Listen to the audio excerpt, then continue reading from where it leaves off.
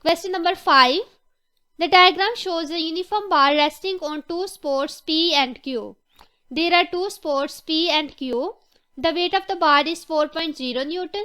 What is the force exerted on the bar by the support P? The weight of a body is acting at this position because the total length is 100 cm. Here is weight 4.0 Newton. We have to find out the force exerted on the bar by the support P. If the weight is acting in downward direction, then this force must be acting in upward direction. We have to find out this value of the force. If I consider the moment at the point Q, then I write here the moment that is caused by the weight. This will be equal to the moment caused by the support P.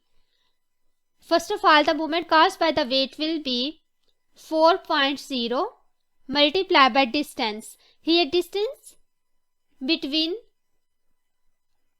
this support Q and weight, it is 10 cm. So I write here 10 cm. This will be equal to force F multiplied by distance. The distance from this support to another support, this will be 60 minus 10, which is equal to 50. So I multiply it with 50 cm. Force will be equal to 4.0 multiplied by 10 divided by 50.